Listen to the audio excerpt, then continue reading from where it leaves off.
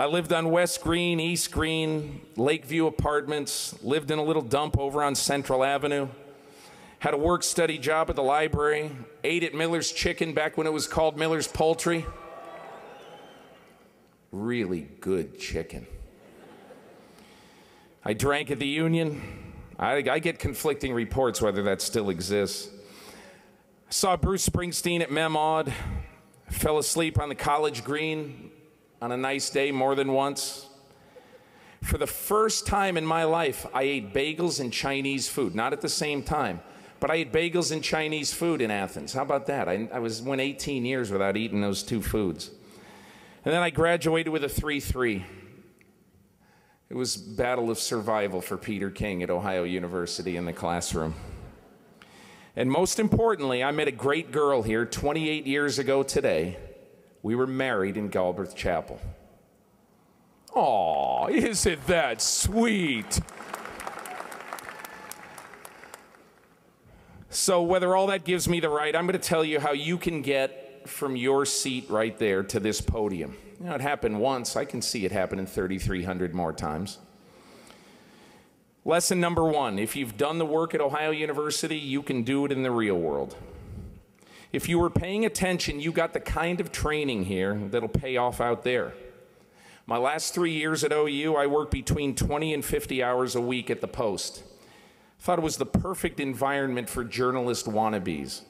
Because if you made a mess with a story, you had to clean it up yourself, and I made quite a few messes. So when I left here, I had no fear. And when I left here, I had an internship with the Associated Press in the Netherlands.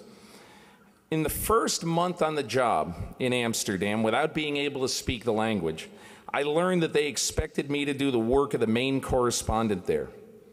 Soon after I got there, I had to get on a train and go cover a shipwreck in Rotterdam where 46 guys died.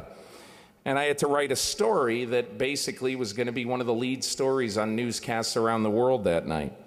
So I found a survivor, somehow spoke a little English, dictated a story, and I basically did it because this place prepared me for it. And because if I didn't do it, I guess they'd probably send me home. So fear's a good motivator too. But anyway, the biggest trait I took from here, confidence in myself. Lesson number two, don't let money rule the job that you take. You're gonna have a nice car someday, I promise. Love what you do, but not what you make. In 1989, out of the blue, I was asked by the managing editor of Sports Illustrated, Mark Mulvoy, to come in for a job interview. I was a 31-year-old beat guy, pretty nervous to be meeting the most powerful man at that time in sports journalism. And after about 90 minutes, he offered me the job writing the NFL column for the magazine. I never asked how much they'd pay me until I got up to leave, and he said, you know, we're going to give you X amount, which was a $4,000 raise over what I'd been making. And I said, you know, it's pretty paltry. It's not a great raise, but I didn't care because I'd have paid Mulvoy to do that job. And I was always doing what I loved, so I never really cared about money very much. The bills got paid. Number three, now this one's going to hit home. Use spell check. I'm going to tell you what bosses in the real world hate. They hate sloppiness from kids who want jobs. And I just want to tell you a story about a journalism professor I had here, Drew Everett, who was here, I met here today, and she's a big influence on my life. And one of the reasons was that any paper you ever wrote for her in her class would get an automatic F if there were any misspellings or grammar mistakes. I mean, that's pretty heavy. You know, you may have to take her class over if you screw up 2 papers. But her theory was a good one. There's never an excuse for submitting anything less than your absolute best. And there really isn't. And that's what you're going to find out in the real world. And I only tell you this because, you know, in 1977, there was no spell check. There was no little squiggly green line that came under on Microsoft Word. Nobody had even heard of Bill Gates in 1977. There's no squiggly green line that says, hey, idiot, you got the wrong grammar in here. Your tenses don't agree. Okay? There is no excuse for you to submit something to an employer right now that's shoddy Okay, you've got all the advantages in the world. Don't screw it up. But anyway, I want you to think of yourself as a boss. Why would you want to hire you? In this economy, you've got to be really good, and you better be very conscientious. Number 4, be a person your friends, your family, and your employer can trust. I don't know many people who get far in any job without being able to be trusted. Let me tell you a story. I got to know Brett Favre, the Packer quarterback who just retired. You might have heard of him.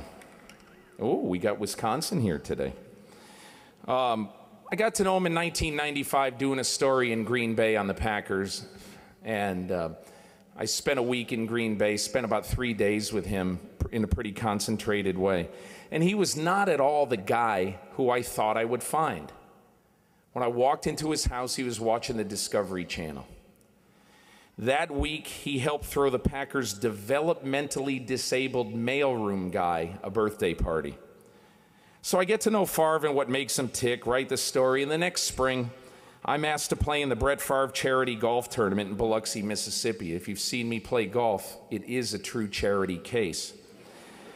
Now, the night before I leave for Mississippi, the news breaks that Favre's going to go into rehab because of an addiction to the painkiller Vicodin.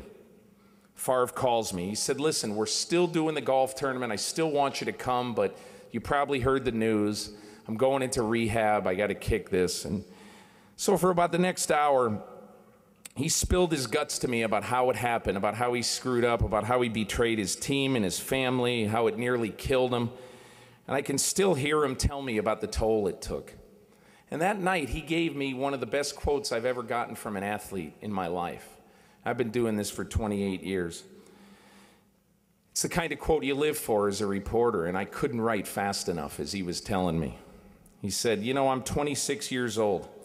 I just threw 38 touchdown passes in 1 year. I'm the NFL MVP. People look at me and say, I'd love to be that guy. But the price of being that guy is I'm entering a rehab facility tomorrow to get off painkillers. Would they love that? And I think he bled over the phone that night because he trusted me and he thought I'd tell his story fairly. The day I retire, I hope that's what it says on my professional tombstone. He was fair.